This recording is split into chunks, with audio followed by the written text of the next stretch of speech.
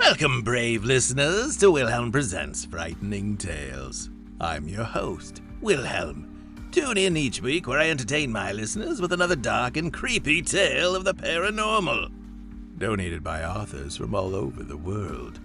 If you are an author of some paranormal fiction and would like to share a story with my listeners, submit one at frighteningtales.com. And while you're there, tune in for more than 100 episodes of previous content. Today's episode sees the return of author MN Wiggins, a surgeon who operates on people, legally, mostly. He is an author, voice actor, and humorist from the American South.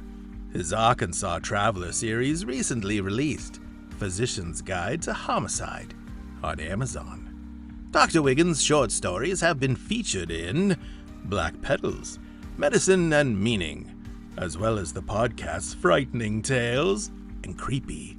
He has forthcoming stories in the Hooghly Review, Flunk Magazine, AcademFic, 13, and The Night's End.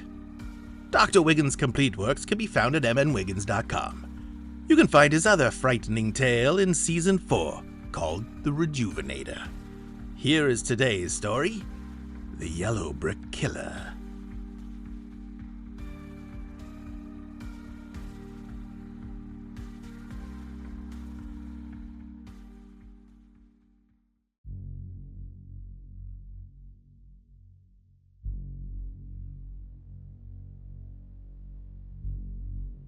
My father lived a life of shame for not taking part in the final stand of his people.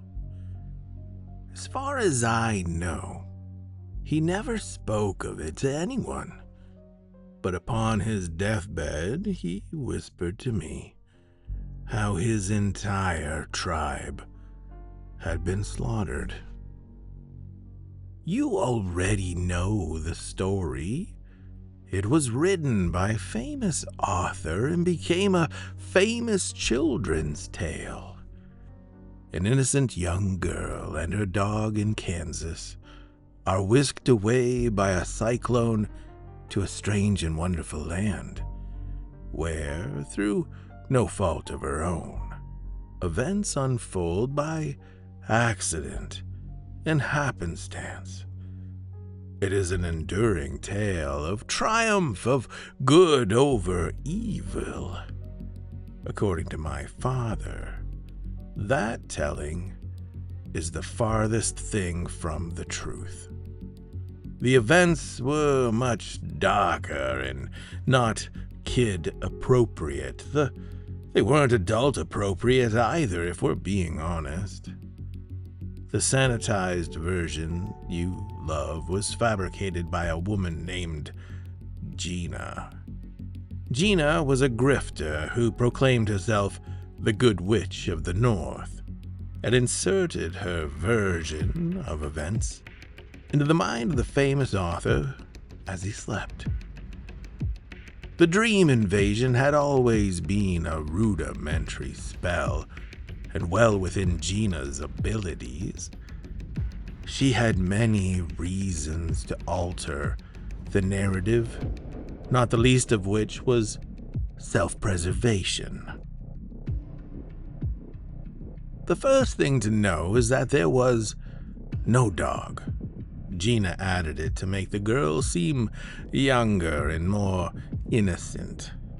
The girl's real name was Deborah. Not that it mattered. No one in the land ever called her by her real name. They called her the Yellow Brick Killer. Growing up, Deborah rarely had pets, at least not for very long, and she wasn't from Kansas. She was born in Oklahoma and ran away at 16. Not that she wanted to leave, but what awaited if she remained was worse. Her cravings had started with small animals and later larger ones with names, families, and jobs that would notice them missing. Freedom and the gift of breathing demanded constant movement, and she drifted between Arkansas, Missouri, Kansas, and other places. She learned to protect herself by hiding in basements and attics for a night or two, stealing food while the owners slept. If she'd slept in your house, you'd never have known. Either she'd be gone without a trace, or you and your family would, depending on how recently she'd killed. Satiation of her compulsion was everything. And that had brought Deborah to the simple farmhouse in Kansas, as described in the book. The farmer and his wife were not her aunt and uncle. They'd never met Deborah and had no idea she was residing in their barn. When the middle-aged, poverty-stricken couple went out to work the fields one day, Deborah slipped into the house for lunch. She'd recently arrived from Omaha, a 5-day walk on dusty roads, and was weary from her travels. She reached into her pocket and felt 2 of her 3 worldly possessions, an ancient rune and a half-worn piece of chalk. The third was a hunting knife. Over a cup of milk and a piece of bread, Deborah decided to attempt a more expeditious mode of transportation, one she'd been anxious to try. Shoving aside what little furniture the poor couple owned, Deborah got to work drawing the necessary symbols around the rune centered on the wood-planked floor. Once completed, she chanted words taught to her by the Old One, a lesson given in return for sparing his family's life, a bargain Deborah had not honored. A massive tornado arose from the west, as wide as the eye could see, and as big as Kansas, giving birth to the expression.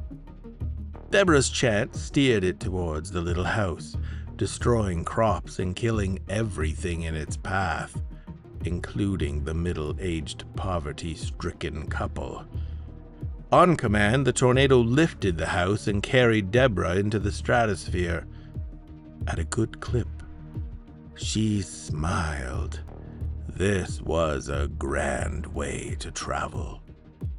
After many miles in a direction she knew not, for navigating once inside a meteorological phenomenon had not been covered in her lesson, Deborah concluded 2 things. First, she should have extorted more details from the Old One prior to slaughtering his family. And second, here was as good a place as any to touch down. Deborah uttered the chant. The wind slowed and the house descended. She stepped out onto the porch and looked below. A woman in silver shoes scrambled to get out of the way of the falling prairie home. Deborah smiled and altered the enunciation of her chant ever so slightly, causing the house to bank portside as it fell, lining up with the running woman. The woman planted her heel and pivoted to the right as the house plummeted. Deborah changed the chant again, and the dying winds shifted the house starboard, putting the woman back in the bullseye. Deborah was now close enough to see the whites of the terrified woman's eyes as she zigged and zagged like an indecisive squirrel on a highway. But to no avail. Deborah gave a half grin and uttered the final chant. The wind vanished, and the house fell with a thud onto a road of yellow brick, crushing the woman and sending Deborah face down on the wood plank porch. Deborah stood, wiped her bloody nose and darted off the porch to view her kill. She skidded to a halt in front of crushed legs jutting from the house's foundation. Deborah broadly grinned as blood trickled from her nose, turning her teeth red. She took the woman's shoes. In Gina's version, these shoes had power. In reality, they were just shoes. Deborah collected trophies from her victims. Everyone should have a hobby. Usually these were small trinkets and charms she could fit onto her bracelet, but the bracelet had become full, and she was debating switching to a bangle. For now, the woman's silver shoes would have to do, and they fit nicely. A woman in a white outfit approached her, followed by 4 people dressed in blue.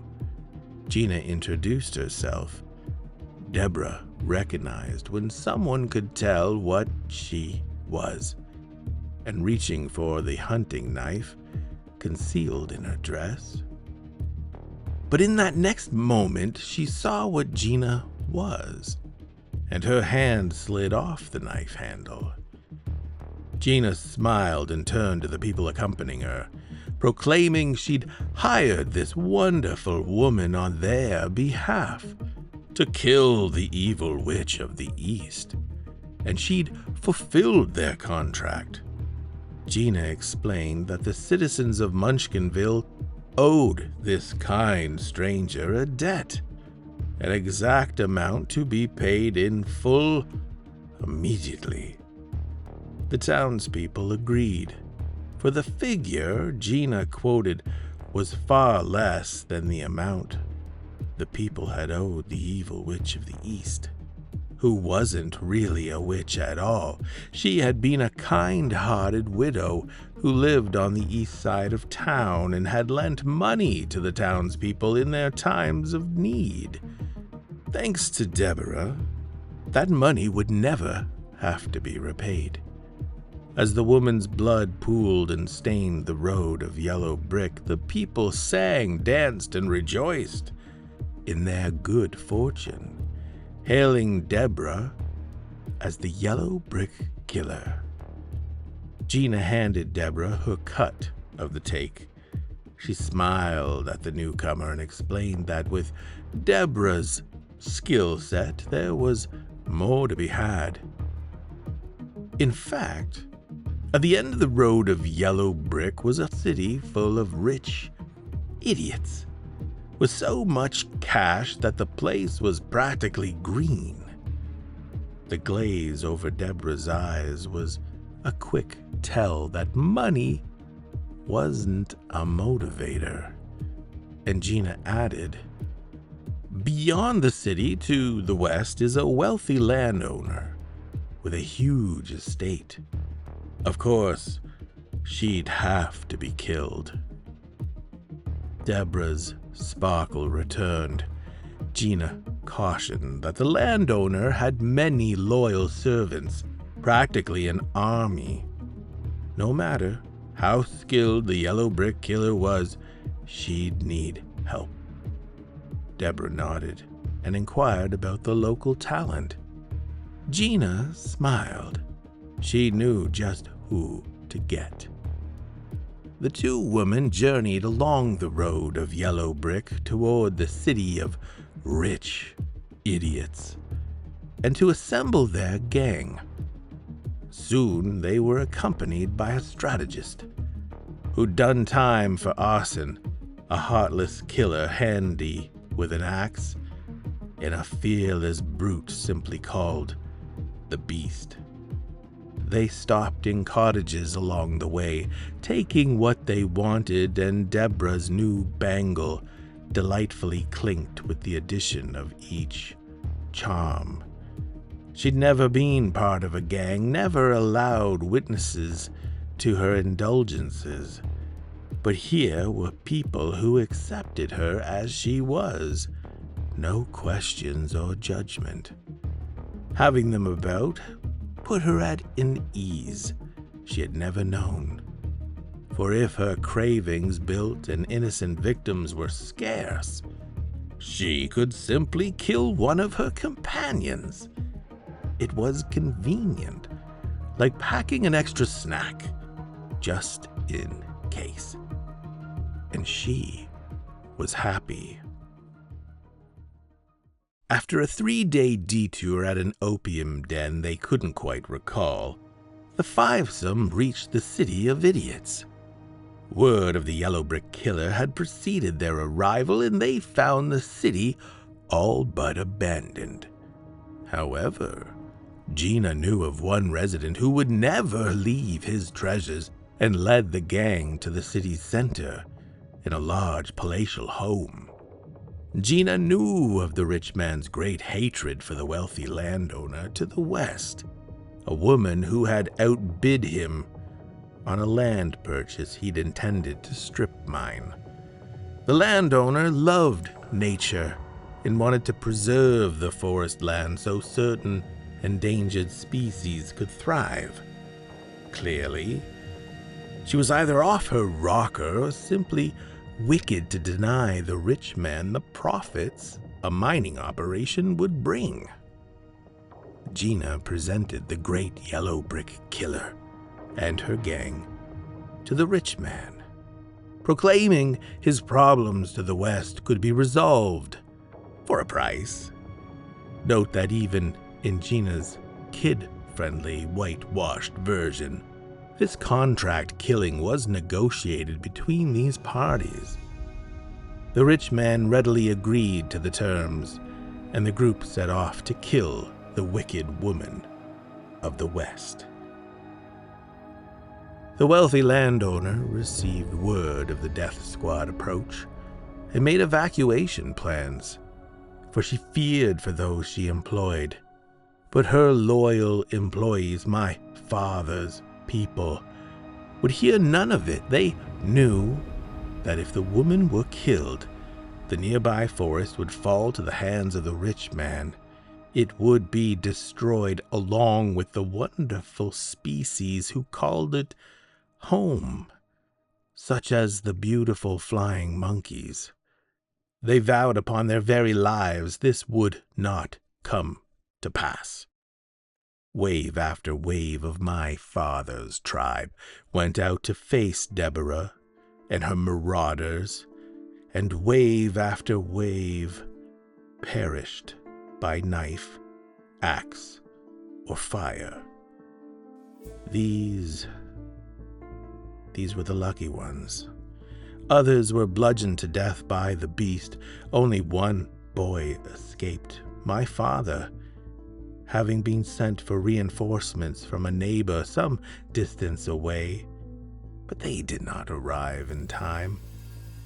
With no one left to protect the house, Deborah stalked the wealthy landowner through her great estate's multiple rooms and hallways, pausing only a short time to obtain a bucket and its contents. When the terrified woman finally had nowhere left to run, Deborah slung the bucket, dousing the kindly woman in who knows what. Deborah laughed at the woman's wails as the chemicals melted her. Once the crew had plundered the estate to their heart's content, they began the journey back to the city to kill the rich man and collect payment in whichever order was more convenient. What they did not know was that the rich man had fled to his summer home via hot air balloon, but not before placing a sizable contract on all of their heads. When the gang reached the field where my father's tribe had been slaughtered, the yellow brick killer had a change of heart.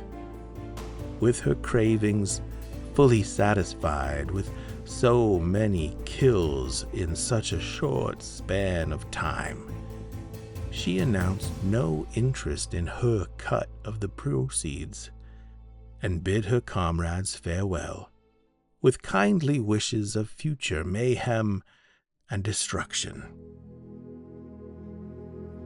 The arsonist, the axeman, and the beast were later captured and executed based on Gina's testimony. In return, her sentence was reduced to banishment. She still walks the land you and I call home to this day. And what of Deborah? As the story goes, she climbed atop a pile of the slain bodies of my father's people to watch her friends leave for as long as she could. She looked at her dress covered in the blood of her victims and smiled, for Deborah could not remember having had a finer time. She was ever so grateful she'd come to this strange and wonderful land and set off in search of her next adventure. Screw Kansas.